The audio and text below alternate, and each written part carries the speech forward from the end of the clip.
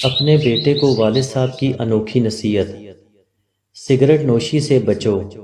بیوی کے انتخاب میں بہت دور اندیشی سے کام لو، کیونکہ تمہاری خوشی یا غمی کا دار و مدار 90% اسی پر ہوتا ہے۔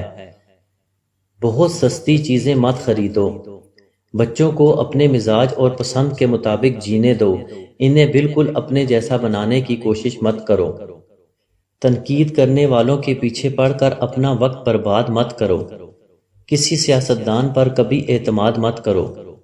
جب کسی سے گاڑی ادھار لو تو پورا تیل بھر کر ہی واپس کرو۔ موبائل کہیں تمہاری زندگی کے خوبصورت لمحات میں خلل انداز نہ ہو، کیونکہ موبائل تمہاری اپنی راحت اور سکون کے لیے ہے، نہ کسی دوسرے کی۔ کام مکمل کرنے سے پہلے مزدوری نہ دو۔ جو تم سے زیادہ مالدار یا غریب ہو، اس کے سامنے اپنی دولت کا تذکرہ نہ کرو۔ دوستوں کو قرض دینے میں محتاط رہو، کیونکہ ممکن ہے قرض اور دوستی دونوں سے ہاتھ دھو بیٹھو۔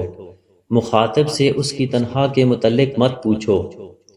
ہر چیز لکھ لیا کرو، اپنے دماغ پر ہمیشہ بھروسہ مت کرو۔ بچے کو سزا اس کے جرم کے مطابق دو۔ قرض اسے دو جو مانگے بغیر واپس کر دے۔ ہر کوئی تعریف پسند ہوتا ہے، اس لیے کسی کی تعریف کرنے میں بخیلی نہ کرو۔ کسی سے اختلاف یا بحث و مباحثے کے وقت اپنے اخلاق اور سلیقہ مندی کا دامن نہ چھوڑو۔ اپنے علم کو پھیلاؤ اور لوگوں کو اس سے فائدہ پہنچاؤ، کیونکہ ہمیشہ زندہ رہنے کا یہی واحد راستہ ہے۔ اپنی ذاتی یا مالی تفصیلات کا اظہار بقدر ضرورت ہی کرو۔ اگر کوئی تمہارے دوست کی تعریف کرے تو اپنے دوست سے ضرور اس کا تذکرہ کرو۔ اگر کوئی تمہارے ساتھ بدسلوکی کرے تو تم اس کے بچے کے ساتھ احسان کر کے اسے سبق سکھاؤ۔ شادی اس سے کرو جو مال و دولت میں تمہارے برابر یا اس سے کمتر ہو۔ کوئی چیز جب تمہیں 2 بار ادھار لینے کی ضرورت پڑے تو وہ چیز بازار سے خرید لو۔ روزانہ آدھا گھنٹہ چہل قدمی کرو۔ تمہاری گھڑی وقت سے 5 منٹ آگے ہی رہنی چاہیے۔ تضاد اور بناوٹ سے دور رہو۔